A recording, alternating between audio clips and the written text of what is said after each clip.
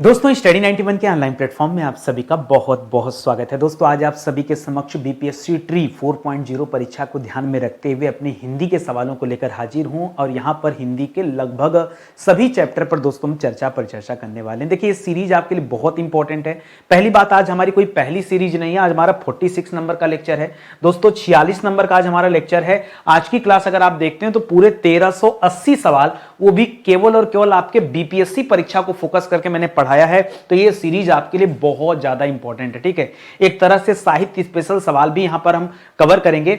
साथ ही साथ अगर पढ़ने की इच्छा हो, रस, छंद, अलंकार, संधि, समास, ये सारे सवाल आपको मिलेंगे। उपसर्ग, प्रत्यय से लेकर देशज विदेशज तक, तत्सम तद्भव से लेकर पर्यायवाची तक, सब कुछ दोस्तों आपको इस क्लास में मिलेगा। तो बस आप बने रहिए। बस मेरा एक हाथ जोड़कर निवेदन है, अपने साथ एक कॉपी कलम लेके बैठिएगा। ठीक है, मुझे मत बताइएगा कि आपका कितना नंबर आ रहा है, ये मैं आपके लिए बता रहा हूं कि आपके अंदर दोस्तों कैसे विकास होगा, कैसे आप धीरे धीरे चलेंगे, वो चीजें मैं आपको सिखाने की कोशिश कर रहा हूं। ठीक है, चलिए आगे बढ़ते हैं और देखते हैं। एक चीज और ध्यान देंगे, हमने एक स्पेशल बैच भी बना रखा है। जिस बच्चे को लगे कि भाई हिंदी हमारी कमजोर है, उस बच्चे के लिए दोस्तों ये बैच बहुत इंपॉर्टेंट है। मैं कह रहा हूं एक का साध है सब सद है, एक बैच ज्वाइन कीजिए। भारत का कोई भी एग्जाम हो, बीपीएससी को रखिए साइड में, भारत का कोई भी एग्जाम जहां हिंदी विषय से सवाल आएगा, दोबारा कभी आपको हिंदी का बैच नहीं ज्वाइन करना होगा, ना ही हिंदी को दोबारा पढ़ने की जरूरत होगी। ये इतना बढ़िया तरीके से दोस्तों यहां पर पढ़ाया गया है। आप एक बार आइए, डेमो क्लास देखिए, मैं तो डेमो भी देता हूं और कोई भी ऐसा कोचिंग नहीं मिलेगा ऑनलाइन में जो आपको डेमो प्रोवाइड करेगा, लेकिन हम देते हैं। आप यही वीडियो देख लीजिएगा, यही वीडियो एक तरह से डेमो का काम करता है। डेमो में आप देखते क्या है, कोई टीचर कितना बढ़िया पढ़ाता है, आज ही डिसाइड हो जाएगा कितना बढ़िया पढ़ाता है और कितना खराब। तो आइए देखते हैं सवाल क्या है। पहला सवाल दे रहा दोस्तों, बुद्ध धर्म दर्शन ये किसकी रचना है। अच्छा, आपको लग रहा होगा ना ये मैं ऊट पटांग सवाल कहां से ला रहा हूं। भैया ये जो बुद्ध धर्म दर्शन है ना, इस पुस्तक को दोस्तों साहित्य अकादमी पुरस्कार दिया जा चुका है। क्या मिल चुका है? साहित्य अकादमी पुरस्कार दोस्तों इस पुस्तक के लिए दोस्तों दिया जा चुका है। आप बताओ मुझे ये सवाल इंपॉर्टेंट है या नहीं है? अभी तो आप कह रहे थे नहीं इंपॉर्टेंट है, अब जब साहित्य अकादमी का नाम दे लिया तो आप चुप। इसीलिए मैं कह रहा हूं दोस्तों, मैं जितनी किताबों का नाम आपसे पूछ रहा हूं या सवाल बनाकर दे रहा हूं, ये सभी के सभी प्रश्न इंपॉर्टेंट है। ठीक है, आपसे पूछ रहा है ये बुद्ध धर्म दर्शन ये किसकी रचना है? ये आचार्य नरेंद्र देव की रचना है, या अश्वघोष की रचना है, दलाई लामा की रचना है, डॉक्टर धर्म कीर्ति की रचना है, या डॉक्टर भीमराव अंबेडकर जी की रचना है? ठीक है, किसकी रचना दोस्तों? तो याद रखिएगा ये रचना है आचार्य नरेंद्र देव जी की। ठीक है, अश्वघोष बिल्कुल भी नहीं। अश्वघोष जवाब तब देते जब आपसे बुद्ध चरित पूछता। क्या पूछता? बुद्ध चरित किसकी रचना है, तब दोस्तों आप बताते हैं कि वह अश्वघोष की रचना है, बुद्ध चरित। ठीक है, बुद्ध चरित। ठीक है, बुद्ध चरित। ठीक है, एक सवाल। अगला सवाल तो दलाई लामा तो बिल्कुल भी नहीं। धर्म कीर्ति जी ने भी दोस्तों बुद्ध धर्म के ऊपर दोस्तों एक पुस्तक लिखा है, बुद्ध धर्म शंका एवं समाधान। ठीक है, इनकी पुस्तक का नाम है दोस्तों शंका एवं समाधान। ठीक है, शंका एवं समाधान। ठीक है, बहुत अच्छे राइटर हैं दोस्तों धर्म कीर्ति जी। और भीमराव अंबेडकर जी अपने जीवन के अंतिम समय में दोस्तों इन्होंने बौद्ध धर्म अपना लिया था और इन्होंने दोस्तों एक किताब भी लिखा था। उस किताब का नाम है द बुद्ध एंड हिज धम्म। ठीक है, क्या नाम है? द बुद्ध, इंग्लिश में लिखा गया है द बुद्ध एंड हिज धम्म। ठीक है, हिज धम्म। ठीक है, तो याद रखेंगे दोस्तों यह पुस्तक भीमराव अंबेडकर जी की है। बाकी दलाई लामा दोस्तों, दलाई लामा किसी व्यक्ति का नाम नहीं है, ध्यान दीजिएगा। दलाई लामा एक पद का नाम है। जो वर्तमान में दोस्तों दलाई लामा है, ये 14वें दलाई लामा है। ठीक है, 14वें नंबर के दलाई लामा है। इनका नाम है तेंजिंग यात्से। क्या नाम है? तेंजिंग यात्से। ठीक है, यात्से। क्या नाम दोस्तों? इनका नाम है तेंजिंग यात्से। ठीक है, अब हो सकता है 15वें हो गए, मैं काफी दिनों पुराना ये बात बता रहा हूं। 14वें दलाई लामा अभी जो है दलाई लामा चल रहे हैं। दलाई लामा किसी व्यक्ति का नाम नहीं, ये पद का नाम है, ये थोड़ा सा आप ध्यान में रखेंगे। ठीक है, चलिए आगे बढ़ते हैं, अपने अगले सवाल पर आते हैं। करा जो भरा नहीं है भावों से बहती है, जिसमें रसधार नहीं, वह हृदय नहीं है पत्थर है, जिसमें स्वदेश का प्यार नहीं। ठीक है, आप बताइए किसकी पंक्ति है?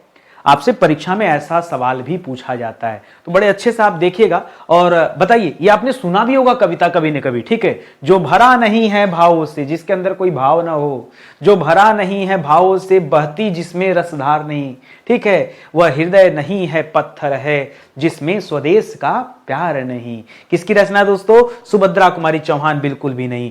क्या माखनलाल चतुर्वेदी? ये भी नहीं। मैथिली शरण गुप्ता भी नहीं। रामधारी सिंह दिनकर भी नहीं। यह रचना है दोस्तों गया प्रसाद शुक्ल जी की। किसकी रचना है? यह गया प्रसाद शुक्ल जी की कविता है दोस्तों, याद रखेंगे, बड़ा अच्छा सा। और इनकी दोस्तों एक दो रचनाएं आप याद रखेंगे जो आपसे परीक्षा में पूछ सकता है। जैसे एक रचना दोस्तों राष्ट्रीय मंत्र, ध्यान दीजिएगा, राष्ट्रीय मंत्र याद रखेंगे ना, ये रचना है। इसी तरह से एक रचना दोस्तों त्रिशूल तरंग, क्या नाम है?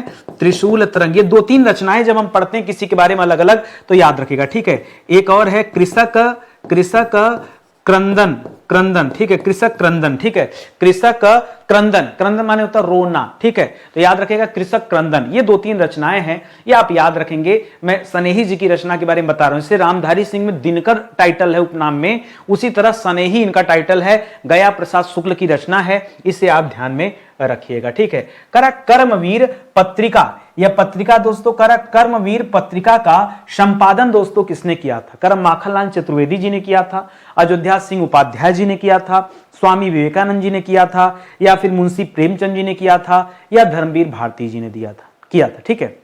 ध्यान दीजिएगा, जब आपसे दोस्तों पत्रिका के बारे में पूछेगा तो बताएगा यह पत्रिका है माखनलाल चतुर्वेदी जी की। पहली बात।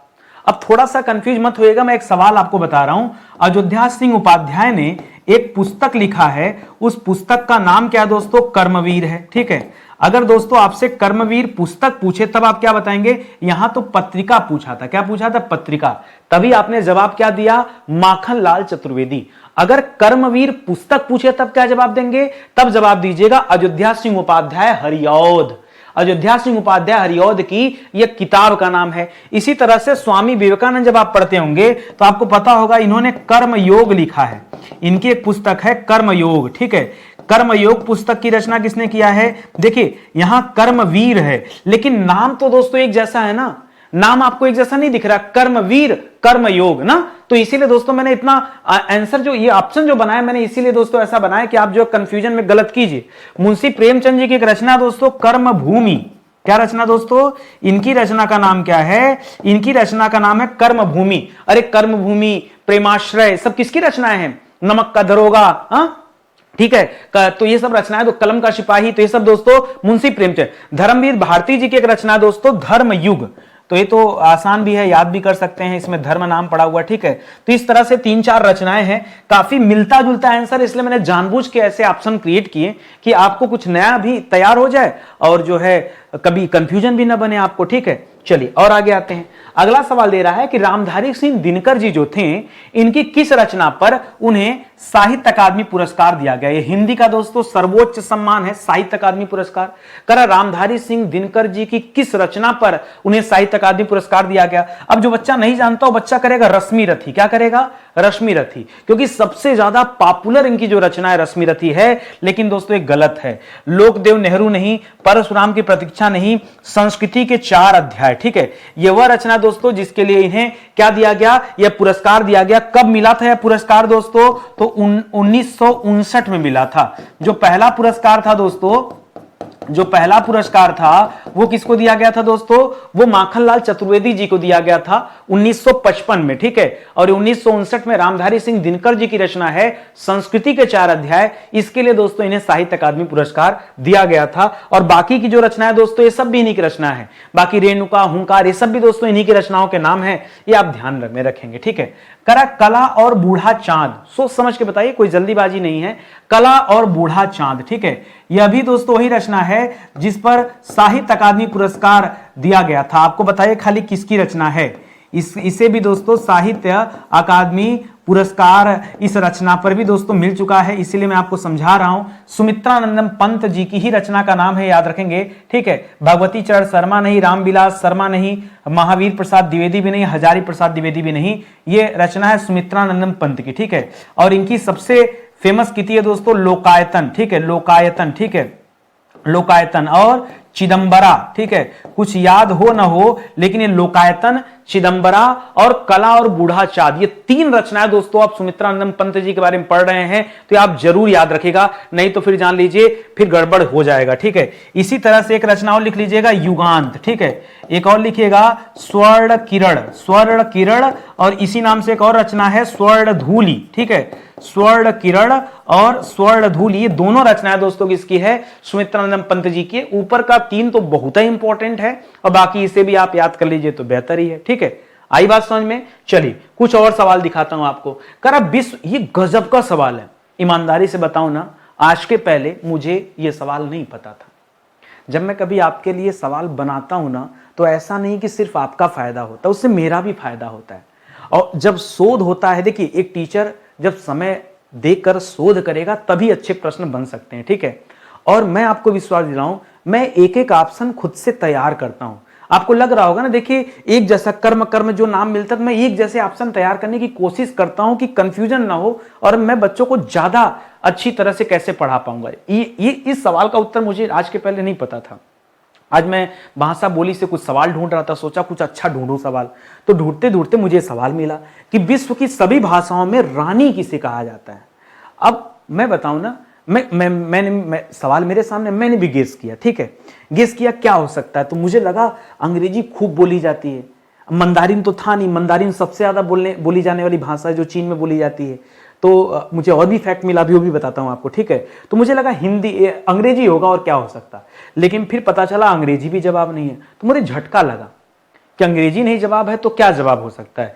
फिर मैं सोचा कि हो सकता है फ्रेंच वेंच हो। ठीक है, हमारा डाउट है, वो भी जवाब नहीं था।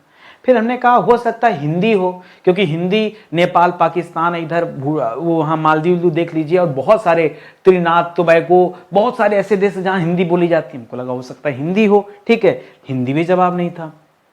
अब मैंने कहा मैं सोचना बंद कर रहा हूँ जैसे आप सोचना बंद कर, मैंने कहा मैं भी सोचना बंद कर रहा हूं, मेरे बस का बात नहीं है सवाल का उत्तर। ठीक है, फिर मैंने बहुत सोचा, चलो आखिरी चांस है, मैंने सोचा इन दोनों में से क्या ट्राई करोगे। हमने कहा तमिल ट्राई करते हैं, तमिल मूवियां बहुत है और द्रविड़ भाषा बहुत पुरानी है, अब पुरानी संस्कृति भी है। तो हमने कहा यार तमिल चूज कर, तमिल चूज के भी गलत हो गए।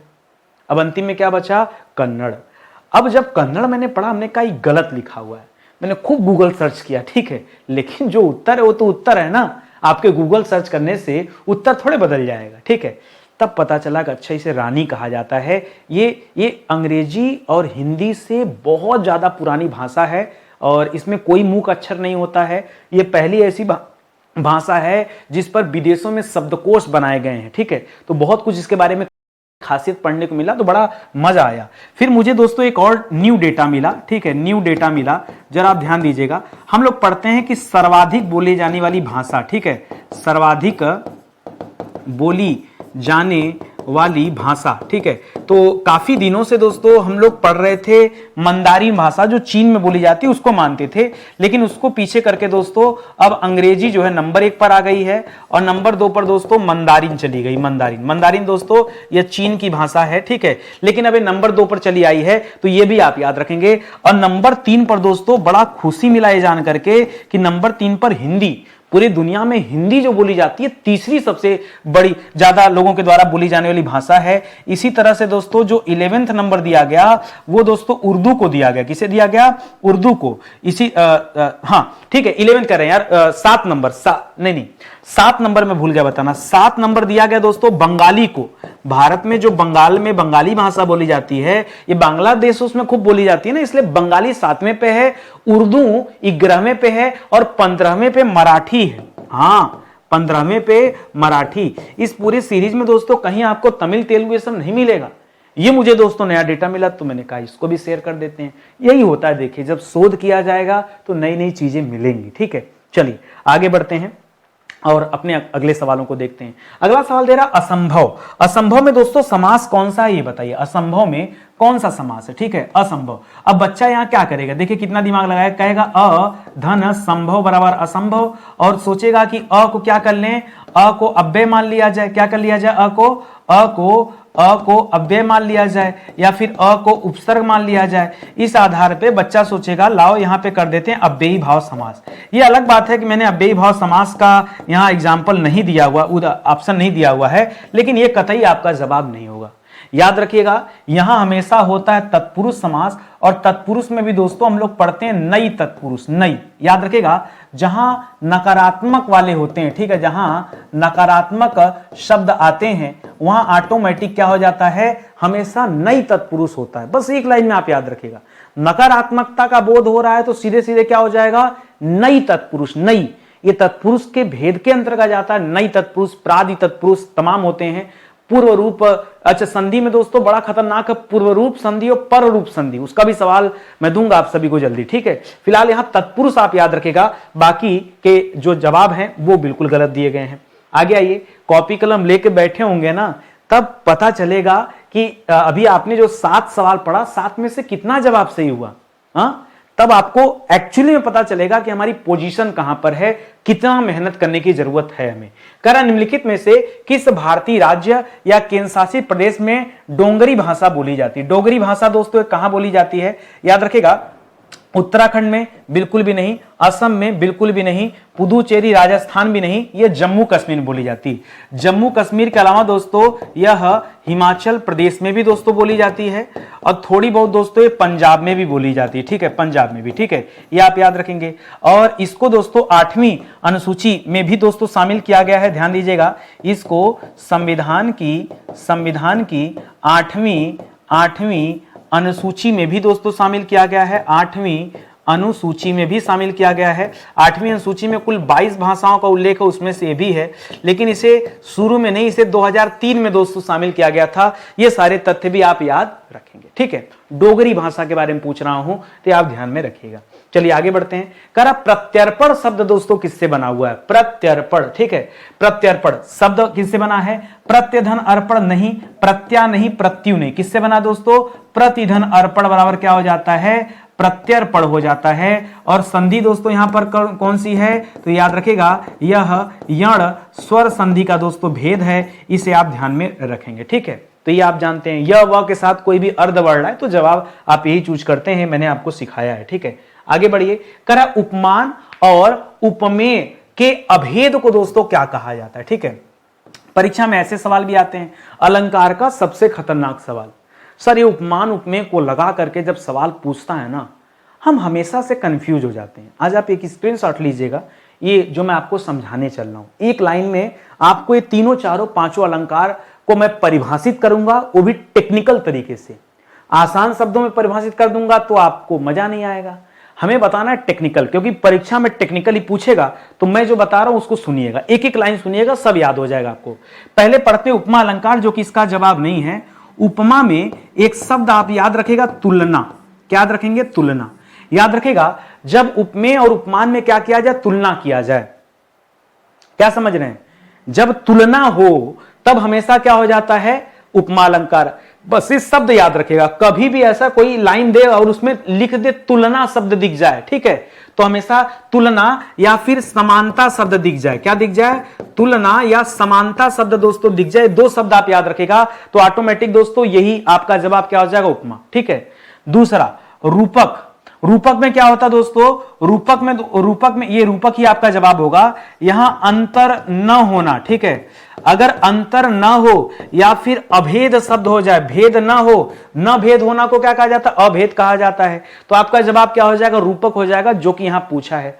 तीसरा उत्प्रेक्षा, कभी संभावना शब्द दे दे कि अगर उपमेय में उपमान की संभावना हो, क्या हो, संभावना, ठीक है, दे दे, ठीक है, कि उपमेय में क्या हो दोस्तों, उपमेय में उपमान की संभावना, ठीक है, तो याद रखेंगे वहां हमेशा क्या हो जाता है, उत्प्रेक्षा अलंकार। श्लेष में क्या होता है दोस्तों, अर्थ चिपका हुआ। क्या होता है दोस्तों, इसमें अर्थ चिपका हुआ, जब एक ही शब्द में कई सारे अर्थ निकल कर आते हैं। रही मन पानी राखे, बिन पानी सब सून। पानी का बहुत सारा मीनिंग है, पानी के बहुत सारे अर्थ हैं। पानी का अर्थ चमक है, पानी का अर्थ जल है, पानी का अर्थ इज्जत है, सब है, ठीक है। इस वजह से दोस्तों यहां श्लेष हो जाता है। भ्रांतिमान तो सिंपल सी बात है, जब मामला किसका हो दोस्तों, भ्रम का मामला हो तभी भ्रांतिमान होगा। तो आज के लिए जो जवाब होगा क्या हो जाएगा, रूपक अलंकार हो जाएगा। इस सवाल का सही उत्तर, मुझे लगता नहीं कि अब कोई दिक्कत है, आपको समझ में आ गया होगा। चलिए बहुत दिनों से आपकी बड़ी इच्छा थी कि सर शब्द शक्ति के आधार पर कुछ सवालों को कराइए, क्योंकि यहां से बहुत सारे सवाल आते हैं। तो अब शुरू हो गया है कहानी, सुनते चलिए। करा भारत का चौमुखी विकास हो रहा है। यहां पर देखिए, जब आप शब्द शक्ति पढ़ते हैं ना, तो शब्द शक्ति के दोस्तों 3 ही भेद होते हैं, कोई चौथा भेद नहीं होता। पहला, शब्द शक्ति का अभिधा रूप, क्या क्या होता है दोस्तों? अभिधा रूप। दूसरा होता है लक्षणा रूप, और तीसरा होता है व्यंजना रूप। ठीक है, व्यंजना रूप। ठीक है, व्यंजना रूप। ठीक है, सबसे आसान होता है व्यंजना वाला। ठीक है, व्यंजना वाला दोस्तों आसान इसलिए होता है क्योंकि दोस्तों व्यंजना में ना यहां व्यंग की बात होती है। किसकी बात होती है? व्यंग की बात होती है। या यहां नकारात्मक सेंटेंस आ जाता है, नकारात्मक वाक्य आ जाता है, जैसे पिताजी से चला नहीं जाता, माताजी से उठा नहीं जाता, ऐसे सवाल। ठीक है, समझ रहे हैं ना? तो दोस्तों वहां पर क्या हो जाता है? नकारात्मक वाक्य खास करके दोस्तों यही आते हैं। तो ये पहचान का सबसे अच्छा तरीका है। और जो अभिधा रूप होता है दोस्तों, यह इसमें क्या होता है? हमेशा याद रखेगा, बड़ाई किया जाएगा। क्या हो जाएगा? हमेशा बड़ाई किया जाएगा। अच्छा बात, हमेशा बड़ाई, हमेशा अच्छाई नजर आएगा। ठीक है, अच्छाई। ठीक है, और लक्षणा की खासियत होती है कि इसमें हमेशा लक्षण दिखता है। ठीक है, लक्षण माने चरित्र। ठीक है, चरित्र के बारे में कुछ अच्छा खराब कहा जाएगा, अच्छा खराब। ठीक है, देखिए यहां क्या दिया है? करा भारत का चौमुखी विकास हो रहा है। चौमुखी विकास होना, बच्चे को लग सकता है कि सर यहां बड़ाई हो रहा है, लेकिन मैं आपको बता दूं यहां अभिधा नहीं है, यहां लक्षणा है। ये लक्षण बताया जा रहा है, ये विकास का लक्षण है कि चारों तरफ विकास हो रहा है। समझिए बात को। ठीक है, तो लक्षणा करिएगा। बहुत कंफ्यूजन भरा सवाल है, ये लक्षणा होगा, व्यंजना नहीं होगा। और यौगिक योग रूढ़ तो बिल्कुल गलत लिखा है। ये दोस्तों शब्द भेद के अंतर्गत आते हैं। शब्द के 3 भेद होते हैं, रूढ़ शब्द, यौगिक शब्द और योग रूढ़ शब्द, ये उसमें आते हैं। तो इसका तो यहां कोई लेना देना नहीं है, फिलहाल के लिए लक्षणा। अब चाहते हैं आपके नहीं सर आप डिटेल में पढ़ा दीजिए, तो भैया डिटेल के लिए तो बैच में आइए। यहां कैसे डिटेल पढ़ा दें? ये एक तरह से मॉक टेस्ट वाली क्लास है, तो यहां डिटेल नहीं मिल सकता आपको। ठीक है, आइए आगे देखते हैं। अगला सवाल करा कि किस विकल्प के सभी शब्द परस्पर पर्यायवाची नहीं है? लो बवाल कर दिया। नहीं वाले सवालों को दोस्तों थोड़ा विशेष रूप से पढ़ा करिए, क्योंकि कब कहां धोखा दे देंगे कुछ कहा नहीं जा सकता। आइए नीचे से पढ़ते हैं। अंधकार को क्या कहते हैं? तिमिर का मतलब अंधकार, अंधेरा, नैराश्य, ये सही है। ठीक है, यह क्या दोस्तों? यह सत्य है, कोई दिक्कत नहीं है। रश्मि, अंशु, मयूख, ठीक है, किरण, ये सब दोस्तों किरण का पर्यायवाची है। ठीक है, यह भी दोस्तों क्या है? सत्य है। रजनी, यामिनी, निशी, निशा, ठीक है, ये सब दोस्तों रात का पर्यायवाची है। रात को यामा भी कहते हैं। ठीक है, ये सब रात का पर्यायवाची, ये भी सत्य है। ब्याल, उरग, पन्नग, ये सब दोस्तों सर्प यानी सांप का पर्यायवाची है, यह भी दोस्तों सत्य है। जो मामला है वो दोस्तों ऑप्शन नंबर 1 में मिस्टेक है। और क्या गलती पहले मैं समझा दूं।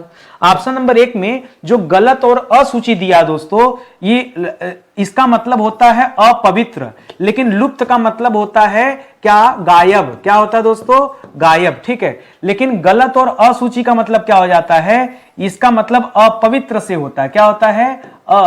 अपवित्र। ठीक है, मलिन से होता है। ठीक है, यहां लुप्त शब्द दोस्तों वो पर्यायवाची का ठीक ढंग से यहां जो है नहीं दिखाया गया, उस वजह से मिस्टेक है। तो ऑप्शन नंबर 1 यहां पर क्या होगा? आपका असत्य हो जाएगा। एक और खतरनाक सवाल देखिए। ये दोस्तों यहां एक वाक्य भेद जब आप पढ़ते हैं, और उसमें जब आप 3 तरह के वाक्य पढ़ते हैं कि वाक्य सरल वाक्य होता है, मिश्रित वाक्य होता है, संयुक्त वाक्य होता है, उस तरह का सवाल है। करा जब मजदूरों ने अपना काम पूरा कर लिया तब वे चले गए। ये जो दिया गया दोस्तों, ये किस प्रकार का वाक्य? मैंने आपको समझाया था कि अगर दोस्तों कभी भी क्या क्या आ जाए, कभी भी जब आ जाए, तब आ जाए, यद्यपि आ जाए, ठीक है, यद्यपि आ जाए, जो आ जाए, सो आ जाए, की आ जाए, तो यह पहचान है दोस्तों मिश्र वाक्य का। ऑटोमेटिक यहां क्या है? मिश्र वाक्य देखने में लग रहा है। करा इसको कन्वर्ट करिए संयुक्त रूप में, इसका आपको संयुक्त वाक्य बनाना है। और संयुक्त वाक्य की पहचान क्या होती है? लेकिन, किंतु, परंतु, बंधु, और, इसलिए, अथवा, ये सब पहचान होता है संयुक्त वाक्य का। तो यहां पर आइए देखिए, यहां और दिया है तो ये संयुक्त हो सकता है।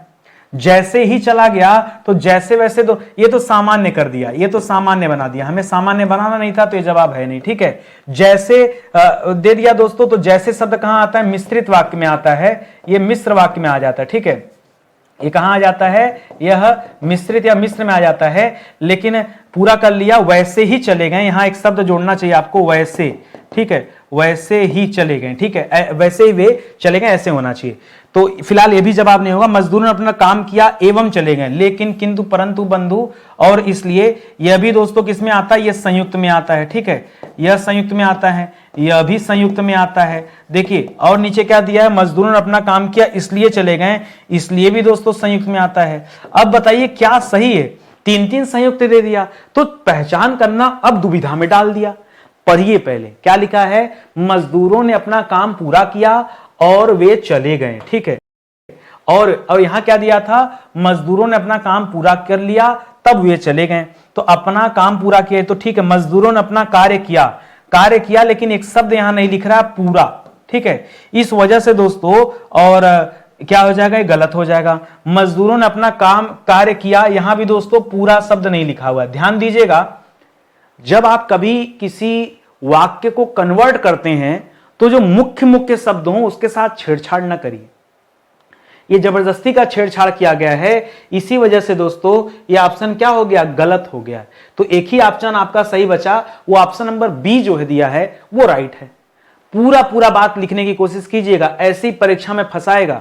जल्दीबाजी में कोई बच्चा इसलिए देखकर डी ई कर दिया, कोई एवं देख के डी कर दिया, कोई और देख के बी कर दिया, ठीक है। मैंने जानबूझ के ऐसा सवाल क्रिएट किया कि आप परेशानी में आइए और आपको पता चले कि ऐसे ही तो परीक्षा में गलती होती है। वाक्यांश के लिए एक शब्द, मैंने सवाल को उल्टा कर दिया, निर्गुण कहते किसे ही आपको बताना है। कह रहा है जो सत्व, रज एवं तम तीनों गुणों से परे हो उसे निर्गुण कहते हैं, या जो सत्व, रज व तीनों गुण जिसके अंदर हो उसे निर्गुण कहते हैं। जिसमें मल न हो उसे तो निर्मल कहा जाता है। इसे क्या कहेंगे, जिसमें मल नहीं होता उसे निर्मल कहा जाता है, ठीक है। तो ये तो हो नहीं सकता। जिसका कोई मूल न हो, ठीक है, वह अमूल हो जाएगा, ठीक है, अमूल, ठीक है, मूल न हो अमूल हो जाएगा, ठीक है। तो ये भी नहीं, इनमें से कोई नहीं। अब देखिए जो ये दे रहा है ना, सत्व, रज, तम, अगर ये तीनों गुण से परे है, परे मतलब नहीं है, तो इसे क्या कहते हैं, इसे ही निर्गुण कहते हैं, और यही सवाल का सही जवाब है। इसे तो दोस्तों सगुण हो जाएगा। अगर तीनों तरह का गुण है तो इसके अंदर मतलब सगुण, ये सारे गुणों से युक्त है ना, अच्छा खराब सब इसके अंदर है, तो इसे तो सगुण कहेंगे। तो ये जवाब नहीं होगा, यहाँ निर्गुण का पूछा है, थोड़ा सा अलग वे में पूछा, इस वजह से आप कंफ्यूजन में आ रहे हैं। नहीं तो फिर आप परीक्षा में भी यही करेगा। एकदम साधारण सवाल अगर हम प्रैक्टिस करें तो क्या मतलब भाई, 1000 सवाल से ज्यादा मैं आपको पढ़ा दिया, अब ऐसे आसान सवालों पर बातचीत करेंगे तो अच्छा नहीं लगेगा ना। करा निम्न में से कौन सा सममात्रिक छंद नहीं है। बड़ी इच्छा थी आपकी कि सर छंद पढ़ाइए, ऐसा छंद पढ़ने को मिल रहा है कि छनछना जा रहा है जियरा हमारा, ठीक है। करा कौन सा शब्द सममात्रिक, देखिए ऐसे तो देखेंगे मात्रिक छंद हो तो सब मात्रिक है, लेकिन जब मात्रिक में आप दो पढ़ते हैं, एक दोस्तों क्या पढ़ते हैं, एक पढ़ते हैं सममात्रिक, क्या पढ़ते हैं, सममात्रिक, एक पढ़ते हैं दोस्तों अर्ध सममात्रिक, क्या पढ़ते हैं, अर्ध सममात्रिक। इस तरह से दोस्तों इसके जब दो भेद पढ़ते हैं तब दोस्तों आपके सामने संकट खड़ा हो जाता है। करा बताइए कौन सा सममात्रिक छंद नहीं है। तो याद रखेगा, यहां जो रोला दे दिया ये सममात्रिक है, यहां जो चौपाई दे दिया यह भी सममात्रिक है, यहां जो आल्हा दे दिया यह भी सममात्रिक है, लेकिन जो दोहा दिया है ये नहीं है। ध्यान दीजिएगा, दोहा और दोहा का उल्टा सोठा, ठीक है, सोठा, और आग लग गया तो बरवय, ठीक है, और इसके अलावा दोस्तों उल्लाला, बरवे और उल्लाला, ये चार आप जरूर याद रखिएगा। इन चारों को दोस्तों क्या कहते हैं, अर्ध सममात्रिक कहा जाता है। मात्रिक का ही भेद है, बशर्ते अंतर क्या है, यह अर्ध सममात्रिक के अंतर्गत आता है। इसको आप ध्यान दीजिएगा, दोहा, सोटा, बरवे और उल्लाला, ठीक है, ये आप ध्यान देंगे। और यहां पे ये रोला, चौपाई, आल्हा, गीतिका, हर गीतिका, ठीक है, यहां और लिख लीजिए, ठीक है, यहां लिख लीजिए गीतिका, हरि गीतिका, ये सब दोस्तों क्या होता है, ये सब दोस्तों सममात्रिक छंद में आता है। तो इधर वाला सममात्रिक छंद, इधर वाला अर्ध सममात्रिक छंद। तो आपका जवाब यहां से निकल कर आ गया दोहा में मात्राएं कितनी होती है, 13 और 11 मात्राओं पर यति पाई जाती है। पढ़ो जी पढ़ो, कहां हो, ठनठन गोपाल का अर्थ बताइए क्या है। कह रहा है कंगाल होना, या बेकार होना, या धनवान होना, या समय आने पर मुकर जाना, या फिर देने वाला जब भी देता छप्पर फाड़ के, ऐसा कुछ नहीं है, ठीक है।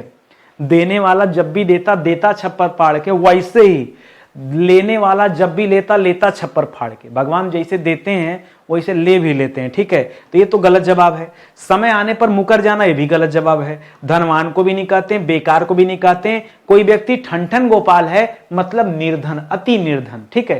कंगाल को कहा जाता है ठन गोपाल। इस मुहावरे का क्या है अर्थ है, इसे आप ध्यान में रखेंगे। कह रहा 9 दिन चले 2.5 कोस। 9 दिन चले 2.5 कोस। कह रहा बहुत धीमी गति से काम करना या बहुत तेज गति से चलना या फिर अधिक समय में कम काम करना। अच्छा, और कह रहा है कि कम काम में मन न लगना या दौरी में गोड़ डालकर चढ़ना, ठीक है। तो ये सब गलत जवाब दोस्तों। जो सही जवाब है वो दोस्तों बहुत धीरे धीरे काम करना, बहुत धीमे गति से काम करना। इसके लिए आता है 9 दिन चले 2.5, चलना है 9 दिन और पहुंचना है खाली 2.5 कोस, ठीक है।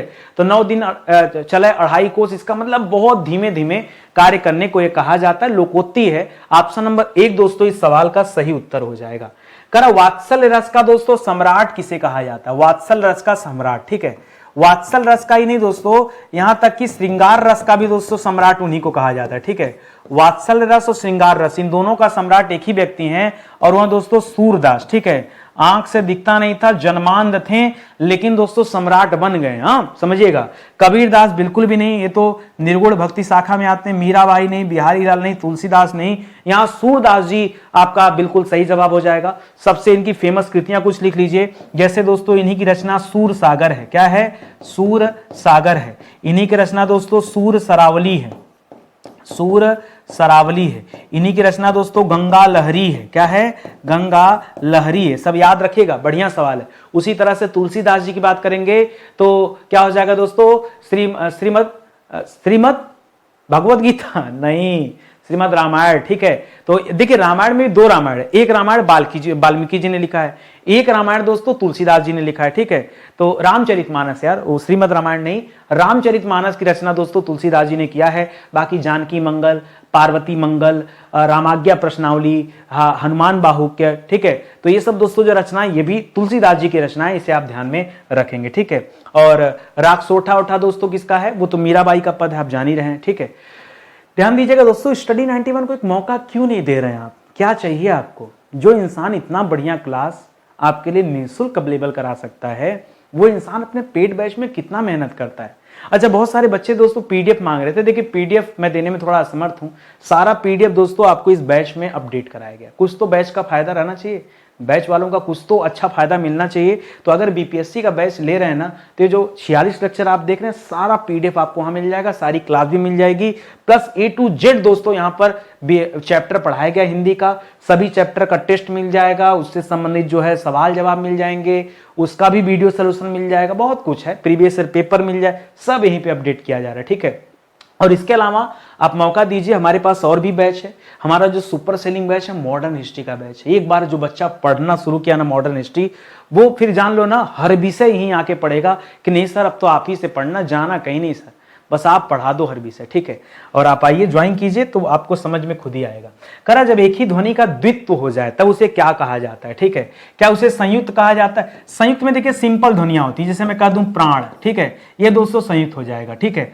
यहां पर दोस्तों संपृक्त भी नहीं होगा, ठीक है। यह दोस्तों जब द्वित्व हो जाता है ना, अच्छा देखिए संपृक्त और युग्मक ध्वनि में बड़ा आपको कंफ्यूजन रहता है कि सर यहां जवाब क्या दें। तो मैं आपको समझाना चाहूंगा दोस्तों, जैसे संपृक्त में ना क्या, जैसे मैंने लिख दिया दोस्तों यहां संबल, तो संबल में देखिए आधा म आधा ब, मतलब पूरा ब अल है। या मैंने कर दिया दोस्तों संबंध, क्या कर दिया? संबंध। इस तरह के शब्द आते हैं। लेकिन युग्मक में द्वित्व, एक ही ध्वनि 2 बार आ जाएगी। द्वित्व का मतलब क्या है? 2 बार, 2 बार व्यंजन को, जैसे मैंने लिख दिया यहाँ पे दिल्ली, तो दिल्ली में देखिए ल 2 बार। जैसे मैंने लिख दिया पक्का, पक्का में क 2 बार। जैसे मैंने लिख दिया कच्चा, कच्चा में च 2 बार। पारस्परिक नाम की कोई ध्वनि नहीं। वर्ष ध्वनियां होती हैं, उसमें केवल स, र, ल और ज, ये 4 ध्वनियों को दोस्तों क्या माना जाता है? वर्ष। पढ़ने में जितना कठिन उतना सरल, सरल अजय होता है दोस्तों, याद रखेंगे, ठीक है। बाकी तो आपको समझ में आ ही गया होगा।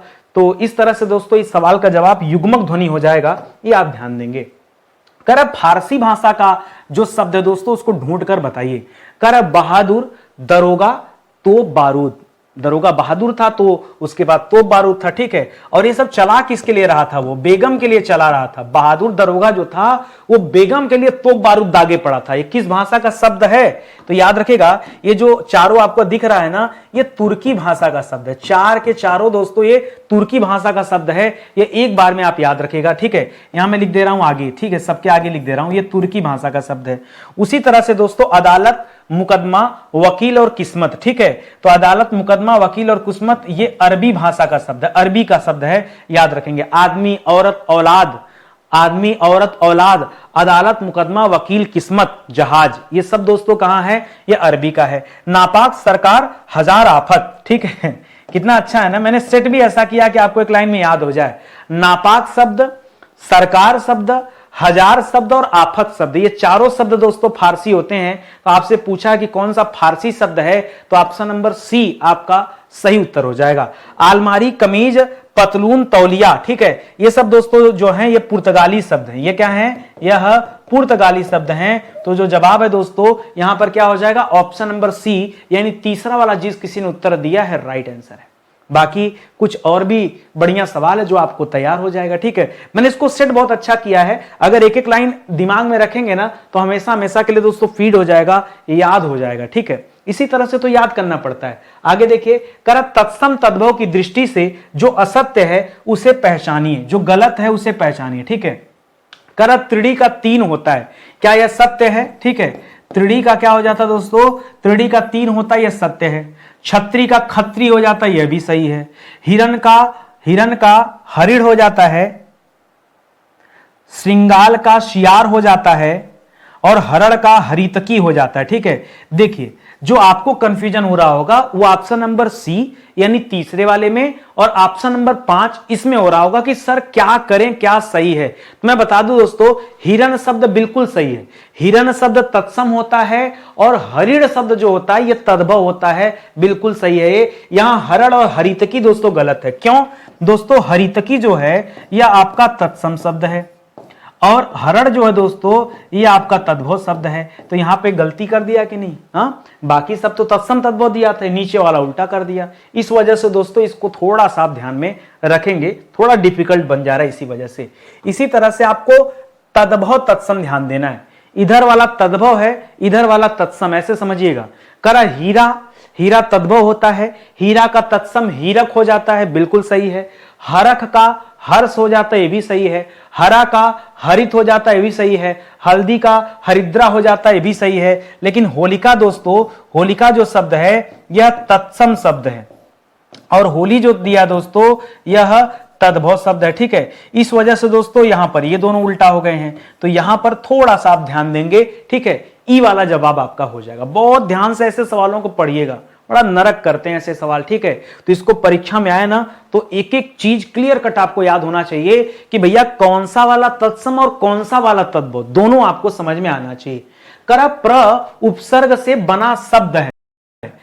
अच्छा, आप जानते हैं दोस्तों उपसर्ग हमेशा कहां लगता है? यह शब्द के प्रारंभ में लगता है। कहां लगता है? शब्द के प्रारंभ में लगता है। लेकिन दोस्तों प्र से बना कौन सा, ये देखते हैं। तो प्र धन ख्यात या ख्याति, तो यहां प्र उपसर्ग हो जाएगा, जवाब यही हो जाएगा। प्रतिपक्ष में दोस्तों ध्यान देंगे तो यहां प्रति उपसर्ग है, प्रति धन पक्ष बराबर प्रतिपक्ष हो जाता है। प्राक कथन में दोस्तों ध्यान दीजिएगा, यहां प्राक उपसर्ग है, प्राक धन कथन बराबर प्राक कथन हो जाता है। और प्रादुर्भाव में दोस्तों ध्यान दीजिएगा, यहां प्रादुर उपसर्ग होता है। प्रादुर क्या दोस्तों? प्रादुर उपसर्ग है और भाव मूल शब्द होता है। इतना बड़ा उपसर्ग, हाँ ठीक है। तो याद रखे, प्रादुर क्यों मैं बोला, इसमें भी 2 हो जाता है, प्रा हो जाता है और दूर हो जाता है और तब आ जाता है भाव, ठीक है। इसी वजह से दोनों उपसर्ग होते हैं इसमें, ठीक है। जैसे व्याकरण में वी और आ दोनों होते हैं उसी तरह से दोस्तों यहां पे है। तो फिलहाल आपका जवाब क्या हो जाएगा? ऑप्शन नंबर 1 जो है आपका इस सवाल का सही उत्तर है। आगे देखिए, करा निम्न विकल्पों में से गरीबी और बचपन ये दोस्तों किस प्रकार का तद्धित प्रत्यय है? प्रत्यय दोस्तों हमेशा कहां लगता है? यह हमेशा दोस्तों अंत में लगता है। लेकिन ये किस प्रकार का प्रत्यय है? कर्तृवाचक दोस्तों तब होता है जब कर्ता की प्रधानता होता है। ये तो पक्का नहीं है। गुण और भाव में से पहचानना, देखिए किसी का बुढ़ापा हो गया, किसी का बचपन हो गया, ये भाव है, ये एक भाव को दर्शाता है या किसी तरह का गुण नहीं है। तो इस वजह से दोस्तों यहां जवाब क्या हो जाएगा? यहां भाववाचक तद्धित प्रत्यय हो जाएगा। ये आप याद रखेंगे तो ऑप्शन नंबर बी जो है ये इस सवाल का सही उत्तर हो जाएगा। और आगे आइए दोस्तों, यहां पे एक पूरा आपको 4-5 सेंटेंस मिल रहा है, इसको आपको एक सीक्वेंस में दोस्तों सेट करना है। तो पहले पढ़ लीजिए। करा उसने विभिन्न भाषाओं के साहित्य का गहन अध्ययन किया, उसने साहित्य को अपने जीवन का उद्देश्य बनाने का निर्णय लिया, बचपन में ही उसने किताबों में रुचि लेना शुरू कर दिया था। इसके परिणाम स्वरूप उसने कई पुरस्कार और सम्मान प्राप्त किए। अपनी कड़ी मेहनत और अध्ययन के आधार पर वह एक प्रसिद्ध लेखक बनी। ठीक है, शुरू कहां से होगा दोस्तों? तो बचपन से कहानी शुरू करते हैं। बचपन से, बचपन में ही उसने किताबों में रुचि लेना शुरू कर दिया था। तो मेरे हिसाब से ऑप्शन नंबर 3 दोस्तों ये सबसे पहले होना चाहिए। यहां पहला नंबर का सेंटेंस ही होना चाहिए। ठीक है, इसके बाद दूसरा क्या होना चाहिए? ठीक है, बचपन में उसने किताबों में रुचि लेना शुरू कर दिया था, उसने साहित्य को अपने जीवन का उद्देश्य बना लिया, या फिर उसने विभिन्न भाषाओं के साहित्य का गहन अध्ययन किया। क्या करेंगे? मेरे हिसाब से पहले अध्ययन किया होगा तब उद्देश्य बना होगा। तो पहले अध्ययन कराइए, पहले क्या गहन अध्ययन जरूरी है। ठीक है, पहले नंबर पे बचपन जरूरी था, दूसरे पे गहन अध्ययन, और तीसरे पे दोस्तों जीवन का उद्देश्य बना होगा। ठीक है, तो इस तरह से दोस्तों 3 के बाद 1 हो जाएगा, 1 के बाद 2 हो जाएगा। ठीक है, इसके बाद क्या होगा? इसके परिणाम स्वरूप उसको कई सारे पुरस्कार मिले होंगे, और कड़ी मेहनत के आधार पर वो क्या हो गई होगी? नहीं, पहले प्रसिद्ध लेखक बनी होगी, तब दोस्तों उसको पुरस्कार मिला होगा। तो पहले क्या आ जाएगा? 5 आ जाएगा, फिर 4 आ जाएगा, अंतिम में पुरस्कार मिलेगा ना। तो याद रखेगा 3 1 2 5 4, 3 1 3 1 3 1 2 5 4, यानी ऑप्शन नंबर बी जो दिया गया है ये इस सवाल का सही जवाब है। इसी तरह से आपको पढ़ना पड़ेगा, समझना पड़ेगा कि कौन सी घटना को कैसे सेट किया जाए। हर एक वाक्य में ऐसे कुछ शब्द सेलेक्ट किया करिए, वहीं से दोस्तों आपको कुछ सीक्वेंस नजर आएगा। ठीक है, चलिए आगे बढ़ते हैं। फिर से आपके सामने एक बढ़िया सा गद्यांश दिया हूं, यहां से स्टैटिक जीके का आपका कुछ सवाल भी तैयार हो जाएगा। ठीक है, आइए देखते हैं दोस्तों, बड़ा अच्छा गद्यांश है। जलियांवाला बाग पर गद्यांश दे रहा हूं, पहले सवाल देखते हैं। करा जलियांवाला बाग हत्याकांड कब हुआ था? ठीक है, कब हुआ था? बैसाखी के दिन की घटना है, 13 अप्रैल को दोस्तों घटित हुआ था। ठीक है, 13 अप्रैल 1919 को दोस्तों घटना घटित हुई थी। अगर आप इतिहास पढ़ते होंगे तो पता है, नहीं तो फिर गद्यांश पढ़िए। करा जलियांवाला बाग हत्याकांड भारतीय स्वतंत्रता संग्राम का एक काला अध्याय है। ठीक है, जिसने ब्रिटिश शासन की क्रूरता को उजागर किया। यह घटना 13 अप्रैल 1919 को अमृतसर के जलियांवाला बाग में घटी, जब जनरल डायर के आदेश पर निर्दोष लोगों पर गोलियां चलाई गईं। आदेश किसने दिया था? जनरल डायर ने। इस दिन बैसाखी का पर्व था, होने के कारण बाग में हजारों लोग एकत्र हुए थे, जिनमें महिलाएं, पुरुष, बच्चे आदि शामिल थे। वे ब्रिटिश सरकार द्वारा रॉलेट एक्ट दोस्तों पास हुआ था, उसके विरोध में एक शांतिपूर्ण सभा कर रहे थे। जनरल डायर ने बाग के मुख्य द्वार को बंद करवा दिया और बिना किसी चेतावनी के गोली चलाने का आदेश दे दिया। इस क्रूर हमले में सैकड़ों लोग मारे गए और हजारों घायल हुए। इस घटना ने पूरे देश को झकझोर दिया और भारतीय स्वतंत्रता आंदोलन को एक नई दिशा दी। गांधी जी ने इस हत्याकांड के विरोध में असहयोग आंदोलन को गति दी। यह घटना ब्रिटिश हुकूमत की अमानवीयता और भारतीयों की संगठित शक्ति को दर्शाती है।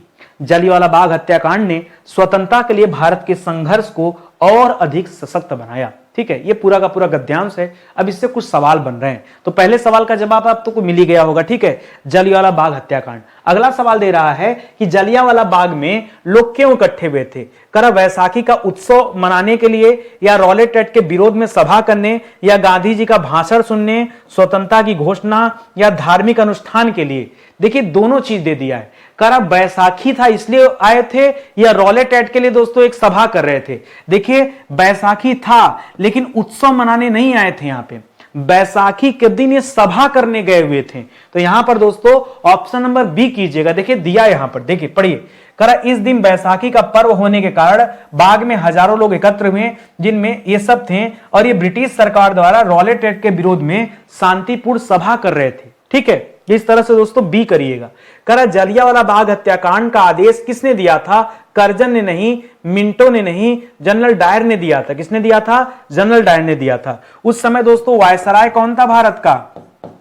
भारत का वायसराय दोस्तों कौन था? तो याद रखिएगा चेम्सफोर्ड था। कौन था? चेम्सफोर्ड, आपको याद होगा। ठीक है, तो याद रखिएगा चेम्सफोर्ड। ठीक है, चलिए आगे बढ़ते हैं। अगला सवाल दे रहा है कि जलियांवाला बाग हत्याकांड के विरोध में गांधी जी ने कौन सा आंदोलन शुरू किया? सविनय अवज्ञा आंदोलन नहीं, असहयोग आंदोलन। ठीक है, कब शुरू हुआ था असहयोग आंदोलन दोस्तों? तो याद रखेगा, यह महात्मा गांधी जी ने 1 अगस्त 1920 को दोस्तों स्टार्ट किया। ठीक है, 1 अगस्त 1920 को स्टार्ट किया और चौरा चौरी कांड जब हो गया तो दोस्तों उसी दिन फिर बंद कर दिया। ठीक है, असहयोग आंदोलन को। जलियांवाला बाग हत्याकांड का भारतीय स्वतंत्रता पर क्या प्रभाव पड़ा? करा ब्रिटिश शासन का समर्थन बढ़ा? नहीं। आंदोलन कमजोर हुआ? नहीं। आंदोलन को एक नई दिशा और शक्ति मिली। भारतीय नेताओं ने आंदोलन छोड़ दिया या जनता ने हिंसा का सहारा लिया? ये सब नहीं दोस्तों, एक नई दिशा मिलती है। ऑप्शन नंबर सी जो दिया गया है यह आपका इस सवाल के लिए बिल्कुल सही जवाब है। ठीक है, तो आज के लिए इतना ही सेशन दोस्तों आपके लिए पर्याप्त है। उम्मीद करता हूं आपको अच्छा लगा होगा, समझ में आया होगा। ठीक है, एक बात और बताना चाहूंगा, आप हिंदी पढ़ के तो संतुष्ट होंगे, मैंने जीएस की क्लास भी बहुत सारी पढ़ा रखी। मैं आपको इंफॉर्मेशन देना चाहूंगा। देखिए, जिस किसी को एंशिएंट हिस्ट्री पढ़नी है ना, 1 नंबर से लेकर 45 नंबर, सिर्फ 45 लेक्चर अगर आपने देखा तो पूरा प्राचीन भारत का इतिहास समाप्त हो जाएगा।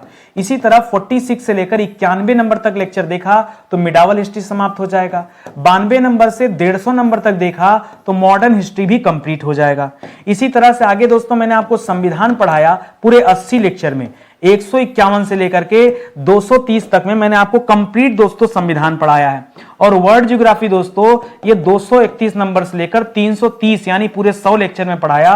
और आगे इंडियन ज्योग्राफी की अभी क्लास चल रही है और इंडियन ज्योग्राफी में दोस्तों 417 लेक्चर में पढ़ा चुका हूं।